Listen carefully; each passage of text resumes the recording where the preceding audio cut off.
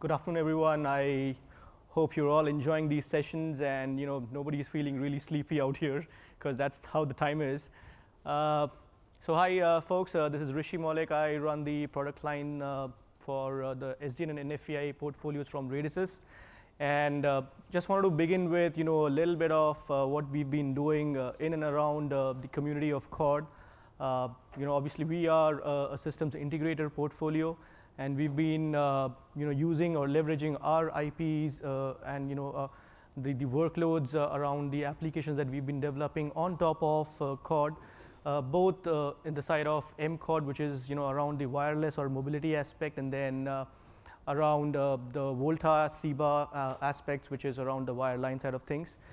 So essentially in this session, we are going to definitely share our experience as a systems integrator, whatever we have seen in the market, with the programs that we've been doing with with different operators, tier 1s, tier 2s, and so on and so forth. And obviously I want to make it very, very interactive. Happy to get feedback on any other experiences that have been shared by others as well. To begin with, the session talks about CORD deployments. Now deployment is a very contextual term, right?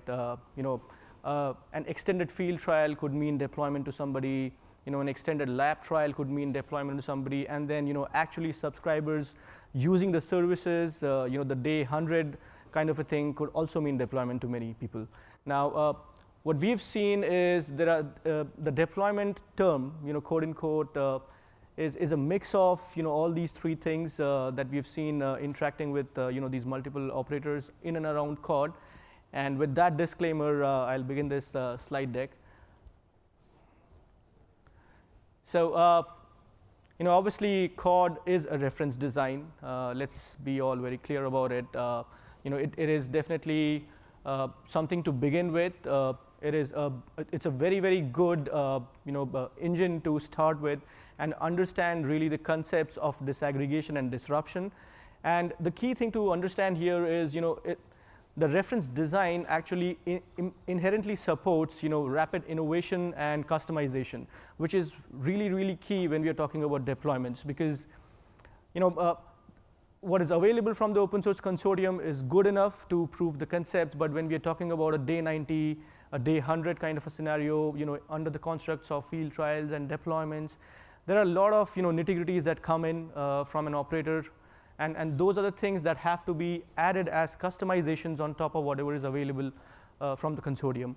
And so what I've tried to do here is kind of shown a staged approach that we've been doing with most of these opportunities that we have as a systems integrator.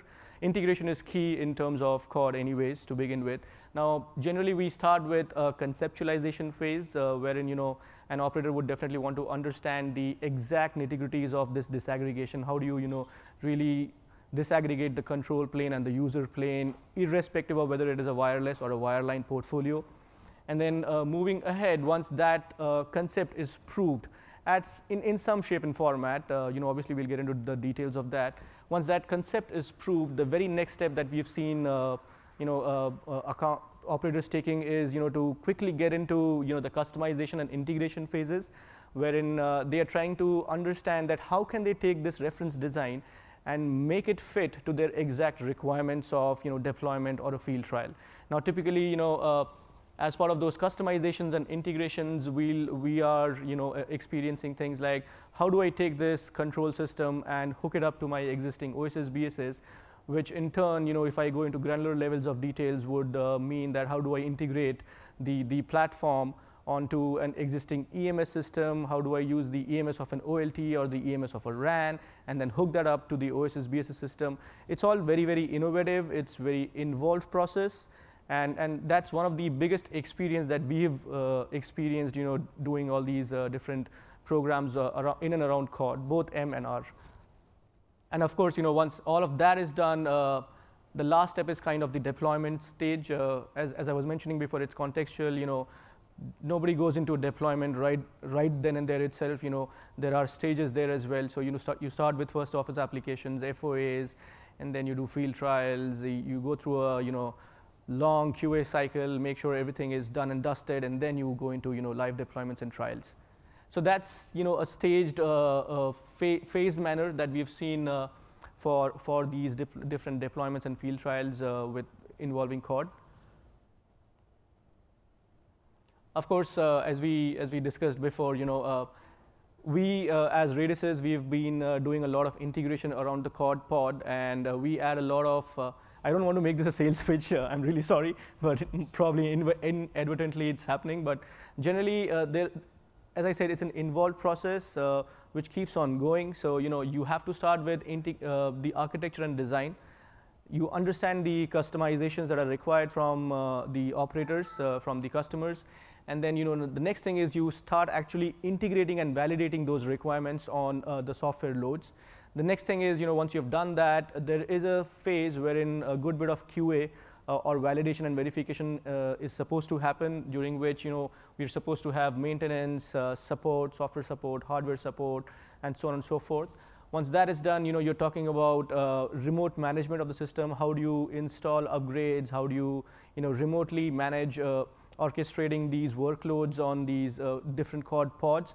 And then you get back again to architecture and design, because that is one cycle which would have given key outcomes as what are the shortcomings of the system, what are the benefits of the system, and how do we take care of the shortcomings. So this keeps on happening in circles, and then probably after 2 or 3 cycles, we are really at a stage wherein we can the operator along with the system integrator can really take a choice that, okay, this is where we have to go for deployments and field trials. I'm going to skip most of this because it's just an animation that we've been doing.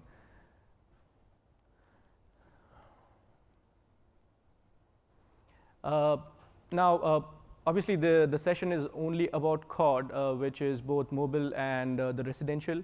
Now, practically speaking, we have seen a little bit more traction on the wireline side or the residential CORD side than on the mobility CORD side, for different reasons.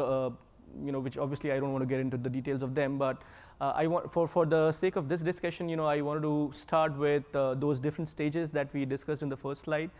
And now, typically, this is a minimum viable configuration that we use for the conceptualization phase.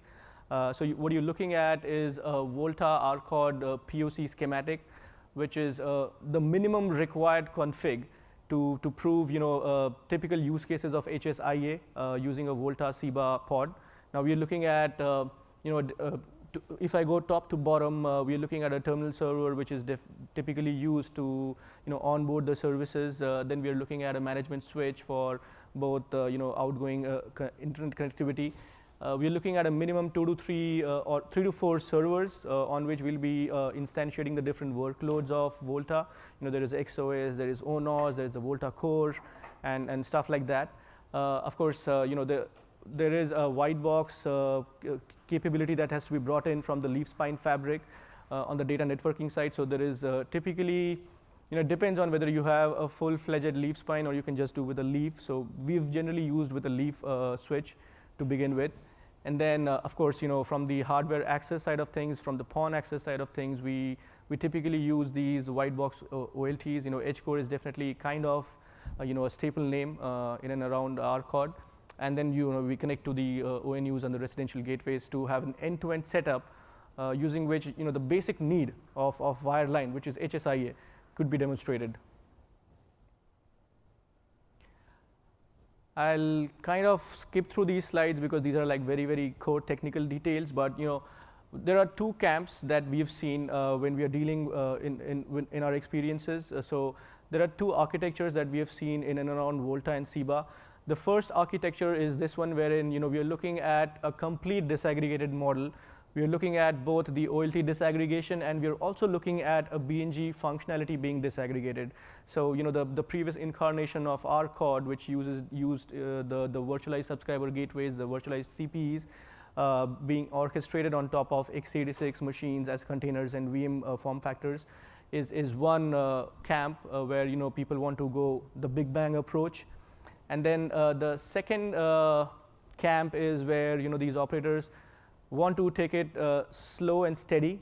They don't want to touch their core network, which is typically where the BNG is residing. They want to play around at the edge which is more pragmatic, but it depends on an operator-to-operator perspective. This is where they just want the Volta core and the VoLT applications running on top of ONOS, and then they want to hook it to an existing BNG. They don't want those functionalities to be orchestrated as a VNF form factor on the x86. So these are the two models that we have seen as part of our experiences, obviously. Now, there are typical metrics. Obviously, everything has to be measured. There has to be a yardstick to measure exactly what's done as part of those different stages. Now, what we've seen as part of our experiences is, when we start with the conceptualization phases, we're looking at, typically a 50 to 100 subscribers per pod, wherein you would want to provide HSIA to these 50 or 100 subscribers over this integrated pod. Now, a thing to note is that, around these POCs, we generally don't bring in the, the existing EMS or the OSS, BSS, because we are still proving the concept of the disaggregation. The EMS and the management portions and the orchestration portions could be well brought in once the concept is proved. So typically, we start with a POCs of 50 to 100 subscribers per pod. Once the concept is proven, we go to the next step, which is where you add the additional customizations and the integration, and that's where we are talking about an extended lab trial. These are various terminologies that operators come up with, but net, these are very contextual things. On a metric scale, we are looking at those 50 to 100 subscribers incrementing to 10 times of it, close to about 500 to 1,000 subscribers per pod. Obviously, that means more number of OLTs also coming into picture, because it depends on the split ratio, the PON split ratio that is available on the OLTs to connect how many subscribers. And then obviously a deployment is typically close to about 10,000 subscribers per pod. And that would, I've given some math in the bottom based on the PON split ratios, whether you're using a 1:16, 1:32, 1:128. I don't think there's 1:256 available, because the ONU IDs are just 8 bits. So that's typically what we've seen as the key metrics from a deployment perspective. Now, this is something very, very important, that why would somebody want to do it? We're talking about field trials, we're talking about deployments, we're talking about operators, but typically any of these operators, they first want to understand, the technology side is good, it's very interesting, it is very, there's a lot of traction around there, but where's the business alignment? Why would somebody do that? And as part of our experiences, it is very, very important that the operator or the end customer actually understands what are the benefits of this disaggregation, what are the benefits of re-architecting the central office as data center, which is the overall philosophy of CORD. And what we've seen, which is kind of there in the bottom, is that evolution towards the disaggregation and the white box model is kind of a casualty which is happening, because the network is very, very mature as of today. There's a lot of maturity that has happened in the network, and it has reached that stage where it's kind of becoming stagnant. And to really move that stagnancy out of the network maturity, you have to bring in disaggregation and disruption. Now, that's all on the technology side, but where's the business alignment to it? So what we have seen with our experiences, there is obvious benefits to it. We begin with it's a lower cost. Now, that really doesn't help the purpose, right? I mean, there has to be some definitive articulation done to what exactly you mean by reduction of the cost.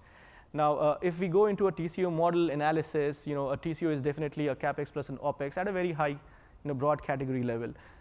This is, more driven on an opex-based model than on a capex-based model. And if you really look, the way the incumbents have been operating around, the existing or the legacy way, these deployments are happening on the capex, it was basically a blended cost margin, right? It's a representation of a blended margin. There's a hardware, and then there's a software on top of it, which involves, the AMCs, the annual maintenances, and stuff like that, and it was blended.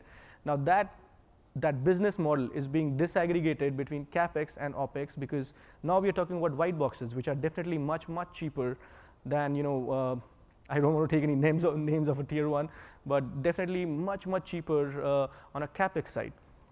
Now, that is one aspect which is definitely a cost benefit on the capex. The more important aspect is the opex. Now, what are the key things when we say that the capex is more cost effective. The number one thing is that now with this kind of a model, we're seeing that most of these operators are moving to a more and more DevOps kind of a model. They just don't want to be stuck up to just one single vendor, and then they keep on milking out whatever is available. So the OpEx is very, very cost effective because this architecture of the disruption and the disaggregation is much more adept to change management. So once you're done with your deployments, probably 3 months down the line, there is a new requirement to onboard a new service. It is much more easier for an operator to orchestrate those new services because they are now, they own their destiny. They control their destiny once they go into this kind of a disaggregated architecture. Even more important is that now we are talking about a very, very flexible supply chain. It's not just one vendor. There are multiple vendors, and there are multiple touch points of negotiations that come into picture. So net, there is cost benefit from an overall TCO analysis. And then it is more OpEx heavy than CapEx heavy, but there are obvious savings on both aspects. And that's what is driving the overall white box business case for something like COD, both M and R. Coming back to the experiences that we've had, as I was mentioning before, we start with validating the white box and the disaggregated through proof of concepts. Typically, it starts with an initial training. We have to explain the POCs. We need to explain what are the key learnings that come out of this disaggregated architecture. Then we go into obvious white box selections. There is a big bouquet of white box vendors available. And then, as you guys must have seen, there are now Iskratel, CIG, EdgeCore, ONX, and a couple of others who are coming in from the wireline side of things. The next thing is, obviously customization. We'll get into more details of that, and then hardening and scalability, because we are talking about a very pragmatic approach or a pragmatic staged approach, wherein we start with 50 to 100 subscribers, and we go to 500 to 1,000 subscribers, and so on and so forth. So scale becomes very, very critical from that aspect. Again, something similar, and I wanted to add a little bit more meat to what do we mean by the customizations that we've seen in our experiences. So typically what we've seen is that there is an expectation that we add additional capabilities on top of whatever is available from the community. So we've seen, traffic management becomes a key portion there, wherein you have to take care of, additional quality of service, scheduling, queuing policies, and then we are talking about, scaling the testing and hardening. We are talking about how do you remotely, orchestrate the workload instantiations. On the services side also, it is not just anymore HSIA. People are coming up with all these uber cool applications like, connected TVs, video, voice, or the triple play services essentially, not just data. And then, there are things like subscriber authentication, which is being done in a very, very customized manner, not just on the ONUC real IDs. So, it's a mix and match of a lot of customization that comes in from the operators as a request to us, so which obviously has to be dealt with, on a case-by-case basis. But this is kind of a generic list of what we've seen as part of our experiences. So Netnet, the picture that I was showing before, those two camps, the disaggregated BNG model, or you hook to an existing BNG model, keeping that as the baseline of the reference, then you add the additional customization, which are mostly in and around management plane, control plane, and data plane, which kind of covers all the planes in the architecture. And as you can see, I've put that in the red. There's a lot of focus given on FCAPs, because you have to prepare yourself for the day 90 or the day 100. So you're talking about KPIs, alarms. What is the performance of the system? How do you, report these key performance indicators towards an OSS, BSS systems? And all those things need to be brought in the stage 2, which is the customization and the integration phase, once the concept has been proven. Little bit of the Seba concept that was introduced, sometimes in mid 2018. Obviously, this is one way of looking at the overall architecture, and there are obvious synergies and alignment with respect to what different operators are expecting. Now, there are various camps of operators, like, there are some operators who definitely want something like an ONF to be brought in. Then there are some who are quite gung-ho on OSM. Then there are some others who already have existing orchestration capabilities and they want to customize that. But net, the idea is that there is alignment overall from what is available in Seba or what is architecturally being shown as a Seba pod. So that's definitely the next step, or the stage 2, wherein a Seba-like architecture definitely fits the bill. Wanted to add a little bit on the ONF roadmap as well, on specifically the Volta RCOD side of things, and this is definitely something that rings the bell. There's a lot of traction that are coming in for these kind of features, and there's obviously an expectation that the operator community has an expectation that these features to be brought in into production grade quality on an open source basis. So whatever is available from the community. There are things like the aggregation, obviously using the P4, which is kind of already available there. In-service upgrades, which is very, very key for operators when they're talking about disaggregated architecture. And of course, one of the other important aspect is, we are seeing that there's a lot of traction coming in from the operator community around converging both the wireline and the wireless. Something called as a hybrid COD, which was a name coined probably 1 year ago, wherein they want to converge wireless and wireline, and then we are looking at a holistic picture of something like an edge computation platform, because MEC is no more just mobile; it's multi-access. So, and this kind of very nicely fits in from an architectural perspective, because you're talking about both a virtual OLT software workload, and then you're talking about a virtual RAN and virtual EPC software workload on the MCOD side of things, all added together, forms your MEC platform.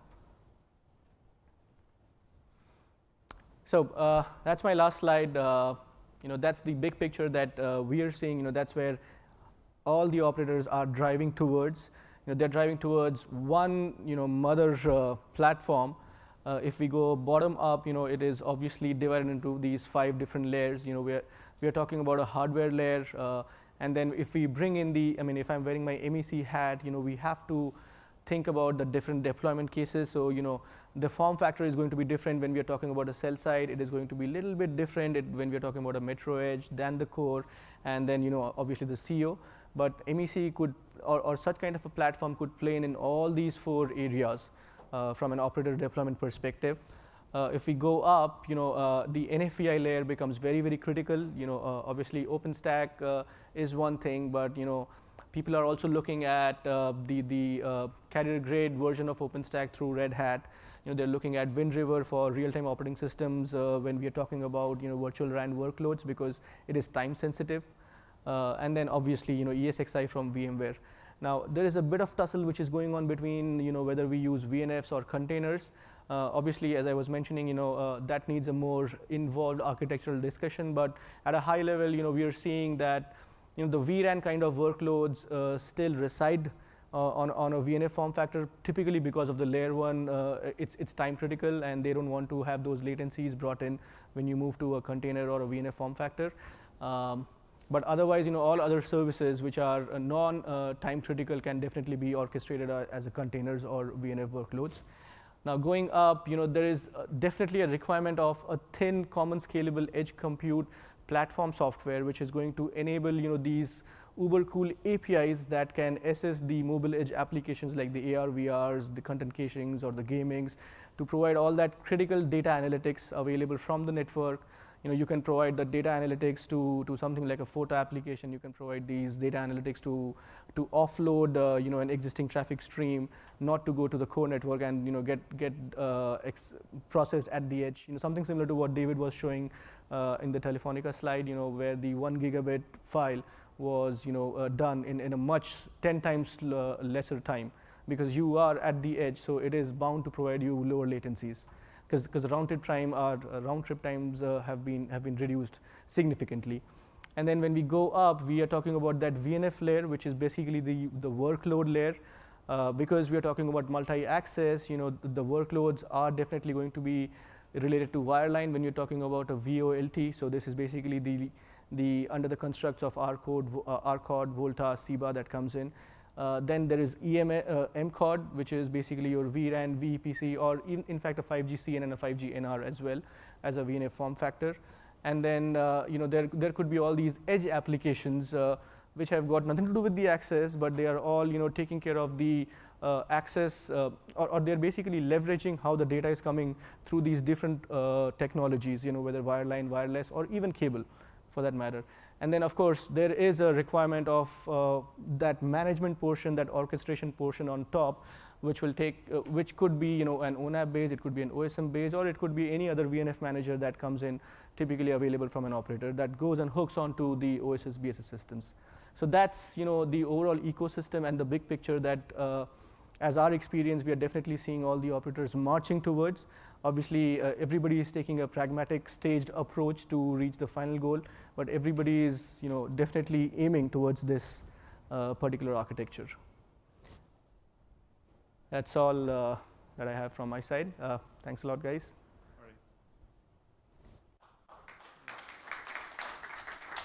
Thank you, Rishi. Are there any questions? Well, I have one, actually.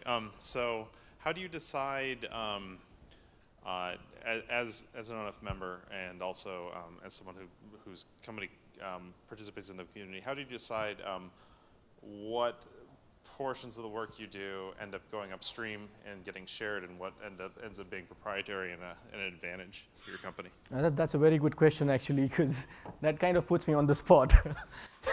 So, obviously we are a services company, Radius is being a services company, and I'm sure, there are a lot of other people like us who are services driven. So when we do these work with operators, typically, I'm going very low level of details now. So typically, the intellectual properties are owned by the operators, because the customizations that they are expecting the integrators to do are going to be very, very specific to their networks.